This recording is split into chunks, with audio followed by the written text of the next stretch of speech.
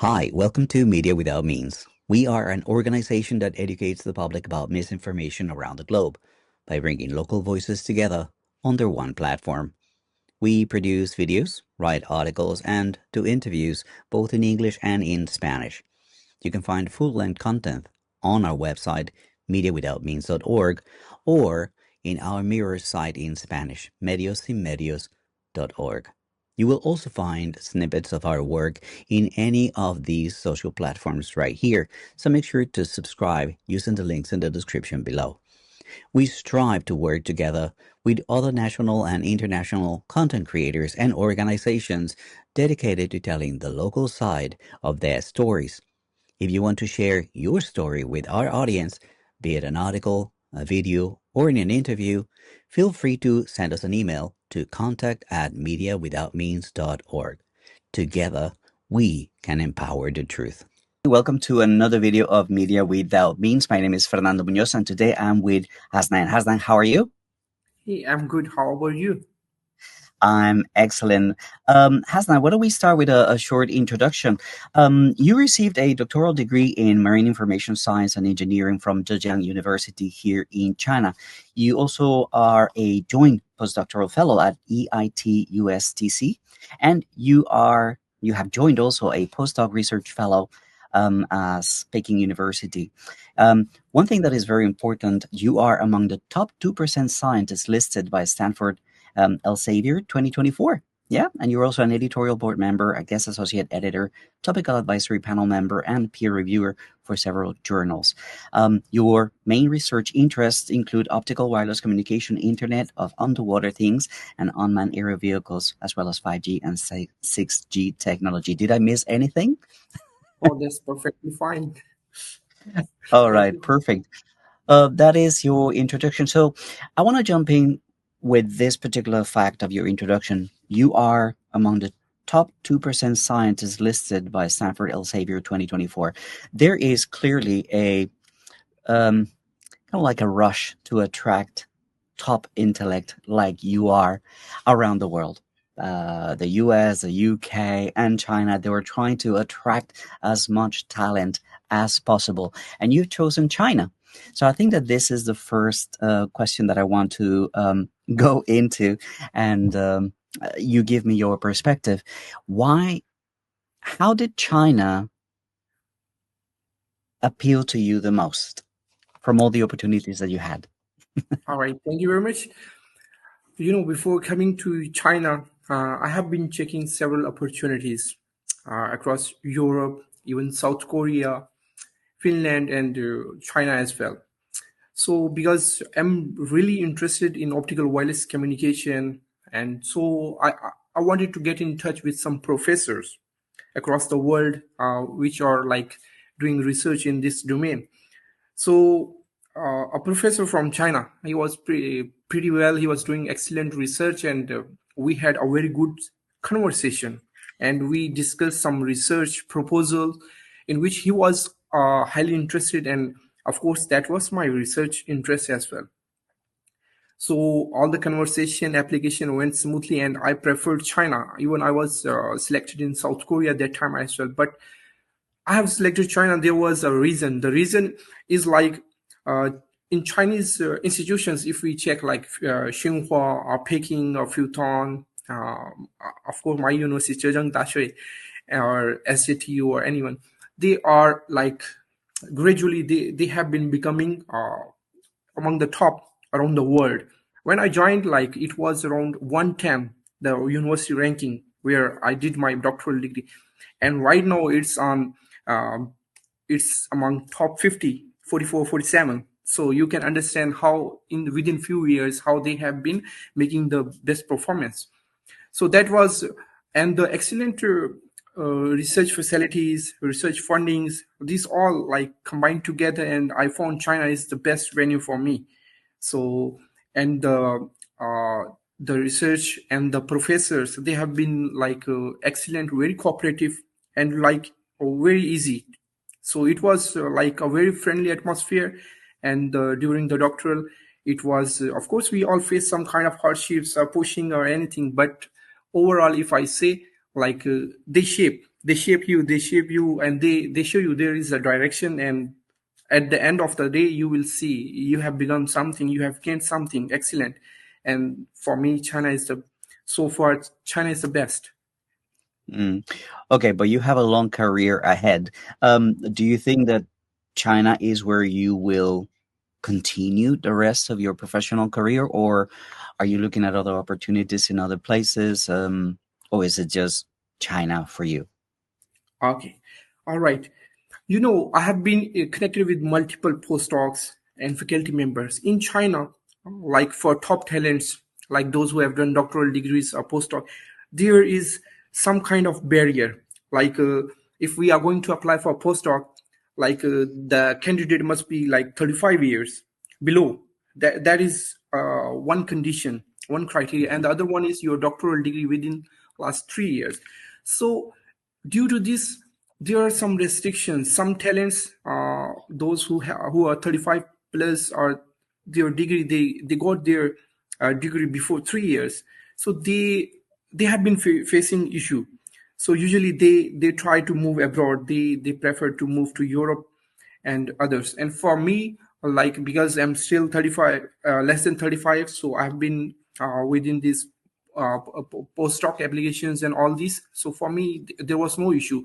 And at the same time, if there will be any problem due to some requirements or something, then might be I will prefer to Europe. I have been in contact with some professors from Finland, so that will be my second option after Mhm. China.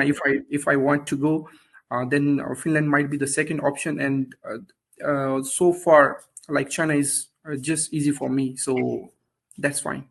Well, I also wanted to ask you about some statistics. When I research this topic, I see that there's a lot of papers and a lot of research being done in China, coming out from Chinese universities. There's the element of quality versus the element of quantity. How do you assess that balance, quantity versus quality, from your personal perspective and your experience seeing here and there different papers that are produced here in China? Okay, because in research or in academia, the integrity is the most, like, essential and the most valuable factor. So if you check the Nature Index or the number of retraced articles, so unfortunately there are some countries which are on the top, and China is also among them. First, to be honest, that's a fact. Like, many articles have been retraced. So of course there was something compromised, there was something manipulated or something like that. People have been involved around the world. It's not only China, it is US as well, it is Pakistan, it is Saudi Arab. So uh, if you just check the go search about it from the Nature Index or anything, you will find those countries and number of articles that have been retraced in 2023 or behind. So if we just compare, if you want to ask, like, compare China with the US, uh, so because when I was contact in some US professors and we had some research discussion, they were like, uh, they prefer to have some kind of hardware, some kind of prototype, some kind of invention. They are more inclined towards that. And when I asked them, like, do you have any kind of publication requirements, and they said no. Honestly, they said, we don't want you to be a paper writing machine. But in China, it is a criteria. In postdoc, I'm connected with lots of postdoc applicants. Some have, like, within postdoc, you have to publish 2 papers, 4 papers, even 6 papers.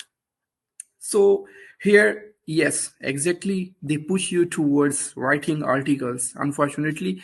And in the US, they are in Europe, they don't push like that. They are more inclined towards patents, some prototypes, some hardware, or some kind of invention. Of course, Chinese have been doing as well, but the push towards publication is more, as we discuss with many researchers, and we conclude like this, that here we push more towards publications. Why do you think that is? Why do you think they're so focused on scientists and researchers publishing rather than applying? What is the benefit It, to that? yes, of course. Look, if we have academia, it must be collaborate with the industrial sector. If we Mhm. propose something, we have to prove. So we have to design some kind of it can be some, we have to go through hardware trials, experimental trials, we have to develop some kind of machine. So both things should be together, so we have to validate. It doesn't mean we just analyze something, we gave some statistical analysis, we simulations, but in hardware we don't have any proof.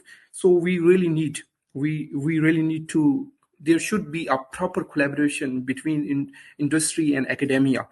So like the hardware is very important. So Mhm. it is important, like we have to validate those things, and if we can prove it, then we must do it.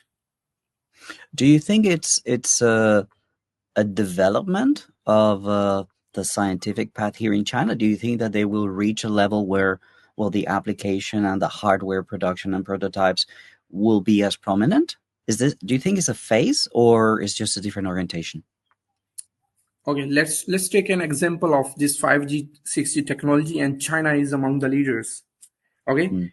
it means they have installed 5G stations in remote areas, and some countries still they are struggling for the 4G technology. So it's a fact, they are in research and development as well. They are. Because this is my research domain. I have been checking like these research 6G research, where we have some kind of projects uh, that have been already completed or in this phase. So we expect for commercially like 2020 2030, we expect like it will be it will be commercially available. Some countries are still, they lack about it. So in China, yes, we have research and development as well. Like either you check the satellite projects or drone technology or the autonomous like these vehicles. So China is leading, of course.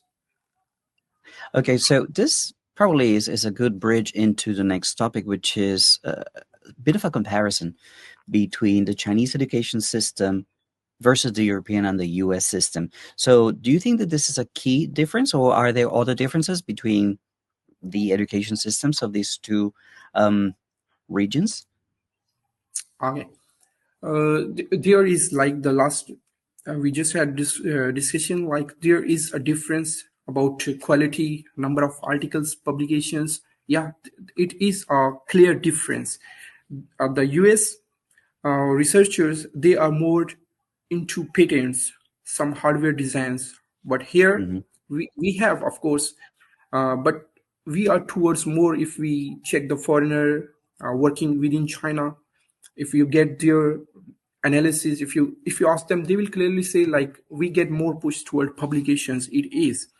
So overall, if we just compare, because when I was talking to one of my friend, he is in the US, he's doing postdoc. So I asked him, do you want to come to China? And he clearly said no. I asked him the reason behind it, and he said the reason is he contacted with some professors, and they said we have this number of, you have to publish this number of papers, and this, he was like a bit discouraged. I told him like it is not the same all around China. So might be you should consider, and he unfortunately he just moved to Saudi Arab for his postdoc. Okay. Yeah, he felt it was, of course it must be the best option for him, and I wanted to invite him, like you must come here if you want to check the Chinese research institute in this domain. You're most welcome. But for him that was the best option, so he has chosen. You're presenting a picture that leads me to a couple of questions. Just my thinking, maybe you can tell me if I'm wrong, but when you walk the path of developing patents and new products, that leads to money, that leads to funds, that leads to, well, small fortunes being made out of the real hardware that is being produced. Now, when you think about papers, maybe that leads to reputation and an improvement in the rankings of different universities in China. Am I looking at it the right angle? Do you think there's some truth behind this? Yeah. Okay.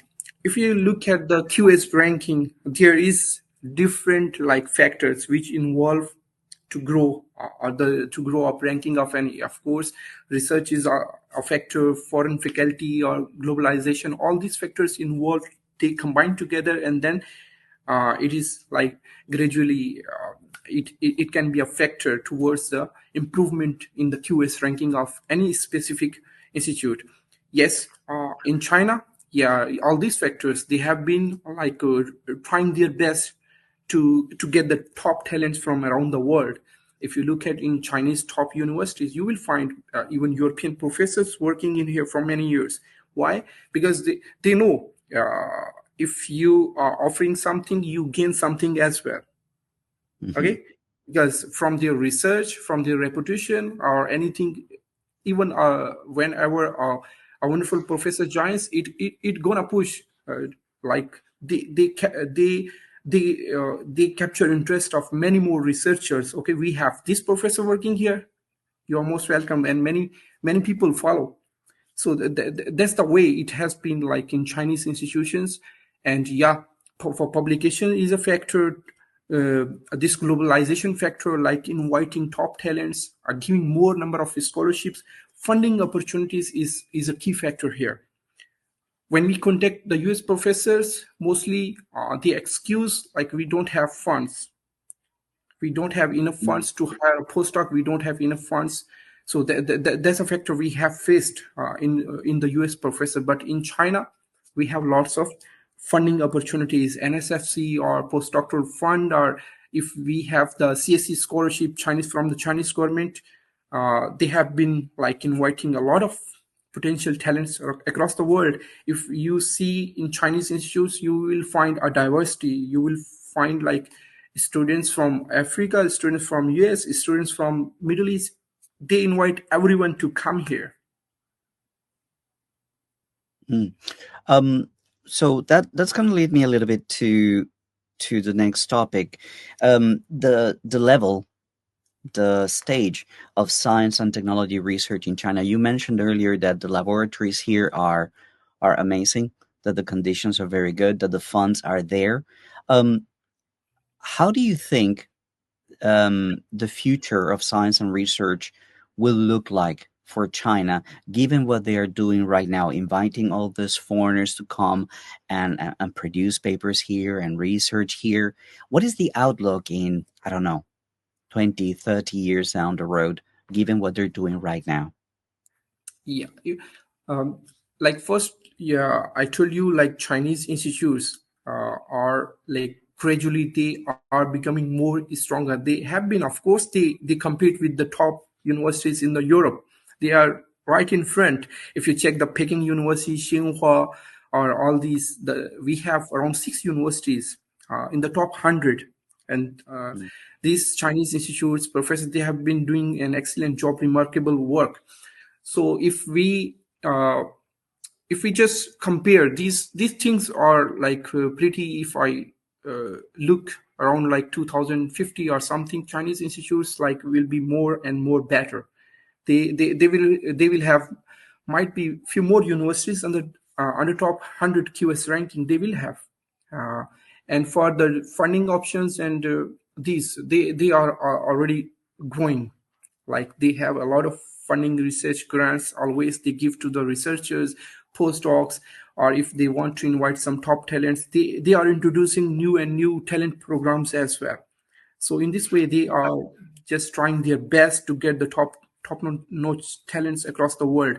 And in future, like I expect, like they will have many more remarkable contributions in research and development, many more projects. Either it's satellite communication, drone technology, even you check this.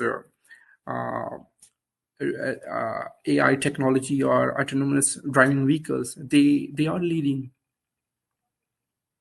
Um, I think that we don't get a lot of information about the development of science and technology from China. It's always like they present what the West is doing, and then China says like, "Oh, we've done that already. Oh, we've done a little bit better." So they kind of like they need to jump out and tell what they're doing. I'm gonna read you an example and tell me what you think about this particular situation. This Yeah. is from a tweet from a very very interesting uh, commentator on Twitter, Arnaud Bertrand, a French person who I follow very closely. He just mentioned in a tweet that Google announced yesterday its Willow quantum computer, which perform a calculation in 5 minutes that would require today's fastest supercomputers 10 septillion years. Now, the thing is that Willow computer, this Willow uh, quantum computer uses 105 qubits, which is the unit that they use to measure the performance. Now, the interesting thing is these quantum computers in China are also quite big, but they don't get too much of a presence in media. At the same time that Google revealed or presented its Willow computer, China announced its 504 qubit computer, which is called the Tianyan 504, which importantly, they're making available to use via the Tianyan Quantum Computing Cloud platform, meaning that this is available to the public, unlike Willow, which is private. Do you think the research in China gets as much promotion or gets as much of the spotlight in media, or is it just not not advertised and not talked about so much in a way that leads to misinformation to the audiences? People don't really know what is the real level of development of research and science in China. Do you think that's an accurate observation? In my opinion, uh, there is. They have been promoting. They have the support from media as well. But on for the projects like they have been doing, they have been getting like proper support from the media industry. They Mm, always highlight their projects. They show we are in the front. We have been doing this and this. That's happening. And one more thing, like because this you have mentioned this one example, and the other example like we have in research, like there is AI, Chat GPT. This thing, like personally, I don't like it because I saw many researchers. It's gonna like some kind of limitize your capabilities potential because they rely more on AI writing and these things. So mm, the way they think their own creativity is, yes, you can get some kind of help from AI tools, only limited, but don't fully rely on that. Don't involve them in co-authorships. I don't want ChatGPT listed as a co-author in my manuscript. Never ever. I don't prefer. So why I'm taking help from this? Yeah, somehow it can, but we must proofread. We must carefully check him. We if we have done a doctoral degree, we have, so we must rely on ourselves. So this is some kind of like too much extra rely on technology is bad. it's interesting. I just joined a global media forum focused most on the global south in Chenzhou, in Fujian, just a week ago. And some of the representatives of the top three news agencies, they were talking and discussing AI. And I could hear from the talks that one of the main concerns was loss of jobs for journalists, because now everybody can create their own report, and that was the main concern. Lots of jobs, and lots of income from the commercial side. Um, and the real contrast that I found was this same representatives from the Chinese side. They were more worried about the ethical use of AI in media, the ethical use of AI in reporting. Never did they mention for a moment loss of jobs or loss of commercial, loss of business, nothing. So that to me was a striking difference between the two ways that they look at AI. A little bit disconnected from what you were mentioning, but I feel that is important to mention how different countries look at AI and how they want to use it. The Chinese were focused on telling people how they can use it to uh, basically improve all the different processes in media production and content production without for a moment worrying about the cost to their institutions. That to me was quite interesting.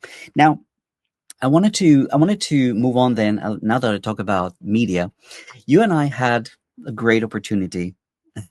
That's actually where we met to travel together to Xinjiang. We travel as part of a media group. We were invited Yeah, to see exactly. some places in Xinjiang. Um, to start off this section of the video, tell me how you feel about Xinjiang. Tell me how you feel about this particular experience that we had, and then we start kind of like digging deeper into this topic. Okay. Yeah, exactly. Our first meeting was in Xinjiang. So Hmm.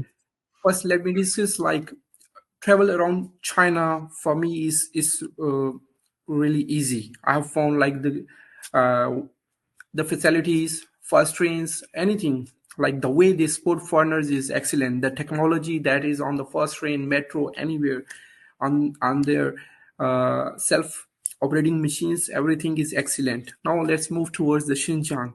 Yeah, we really had an what we wanted to see. We had a very good impression. The organizers were excellent. They have done their job. Like they wanted to show us the different projects. They wanted to show us their culture, history, and some projects over there, and also the something like they from that tour I got like they wanted to show like what is misinformation that has been spread already. Okay, you know that we Hmm. we are Yeah. we are fully aware about that. They wanted to show us. We were like some uh, uh, journalists from different countries. They asked, please come check. This is like whatever you have been listening before or miss kind of information. Then they didn't force us. They said, go and please give your free opinion to anyone. Whatever you saw, whatever you have experience in Xinjiang, you just go and discuss about it. And that was just like freedom. Like anywhere I'm going to post on social media, my own story, my own experience. So overall, Xinjiang tour was like excellent.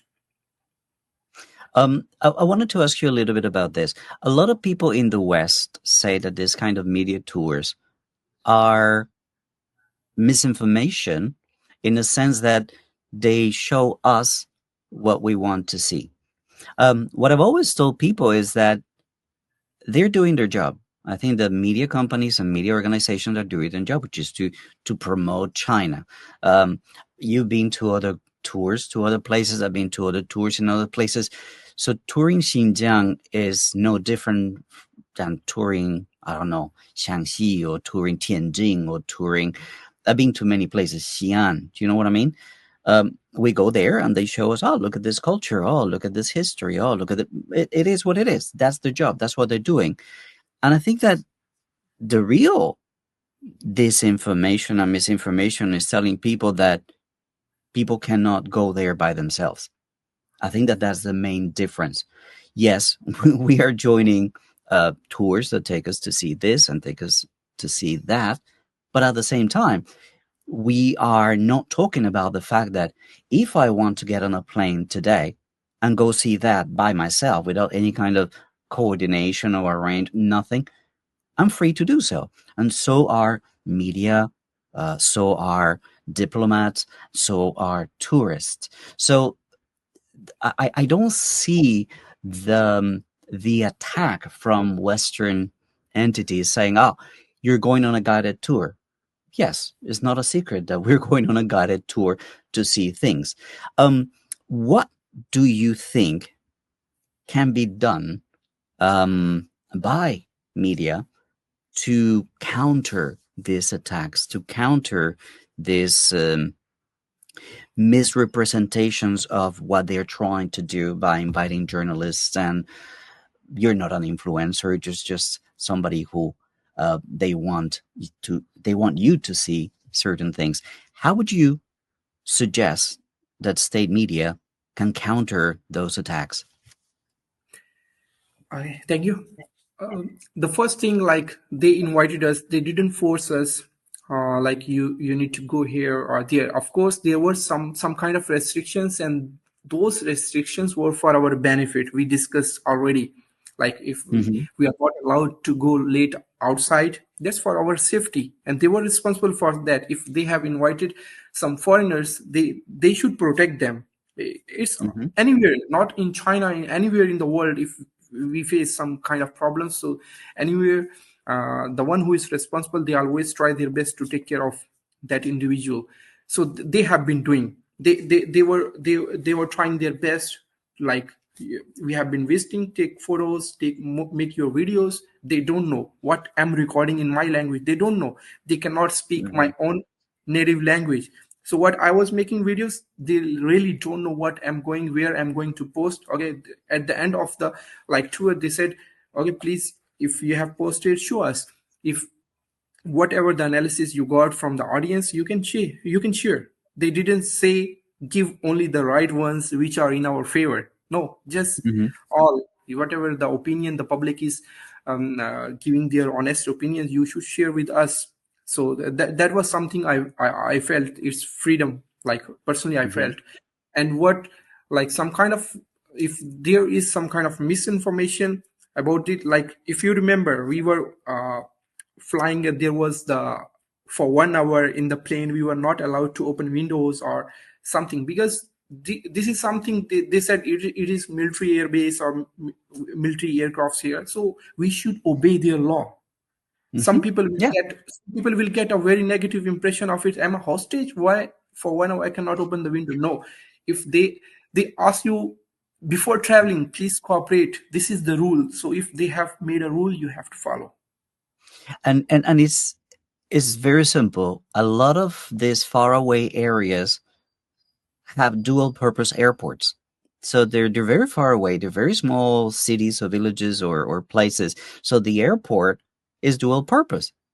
So yeah, they ask you to close down the shades during takeoff and landing. And this not only happens in a place like Xinjiang, this happens uh, anywhere there are airports in dual purpose. For example, I just flew, as I mentioned, to Chengzhou, which is right across from Taiwan. They do the same. They just ask you, okay, please um, close the shades upon takeoff and landing because they are dual purpose airports. You may not like it, but as you said, these are rules. You just follow the rules. Now, I wanted to ask you one more thing about your experiences of Xinjiang. What are some of the things that um, impress you the most, or some of the things that surprised you about our visit to Xinjiang? Uh, you remember our dancing group was amazing, first of all. Okay, so I personally I admire, because the food there is pretty nice for Mm. us. It's a taste of, I felt some kind of, and the life there, the culture, the heritage, and the portrait. Because the one thing was very impressive, like if it's a very remote area, still the Chinese government try their best to reach on that develop the roads, infrastructure, giving some spots, tourist spots, and trying their best to capture like the interest of these tourists. Like very, it was like too difficult to go somewhere, and then we were amazed. Wow, this is the place they really want to show. Like the people should come here. Xinjiang, like the people are most welcoming. We have some spots here, so you should come. So they have been like trying their best to make infrastructure, roads, everything go to some place. They didn't like ignore some places. No, not at all. They really want like to connect everything and ask people to visit here. So that is why the landscape there, the culture, the history, and if you remember, we went to the caves to have some kind of cultural heritage and some kind of like the knowledge about Buddhism and everything was there. So that was something impressive. They have some kind of diversity in that region. They they don't focus on only something related to just modern. They have given information about the past, if about that region, about their culture, about their folk music and everything. That is something like people should come and see, and like that's interesting. For me, one of the highlights was the visit to this greening projects. I mean, I just read that just last week or a few days ago, the government finished the loop of greening the whole Taklamakan Desert. Something like 3,500 kilometers of a greening project that actually delimits the desert of Taklamakan. And we visit Aksu, which they showed us the changes that their afforestation projects have done to the city. They showed us photos and videos and pictures of what it was like in the 70s and the 80s with the sandstorms and people having to drive their cars with the headlights on in the middle of the day because just there was so much sand and dust. Like, and when you see what they have done, when you're able to showcase, well, look at how green it is, look at these green corridors, look at what they've done to the famous apples of Aksu, you automatically feel the need to talk about it. It's real change that has taken place over decades, and here it is. So I don't feel that that is necessarily disinformation or misinformation at all. It's something that you can actually touch, you can actually see. This is the before, this is the after. Where's the misinformation? Now, that the tour takes us there is because they think that that's important and relevant. They would like the world to know about it. Um, does that make me feel like a tool? In a way, in a way. I feel like they are using me so that these developments, which are not fake, which are actual efforts of generations of people, get to be seen by more people outside and people get a better understanding of Xinjiang and China. So my question to you is punctual. Feel free to answer any way you want. Yeah. Did you feel used during this tour? No, that's a No? direct.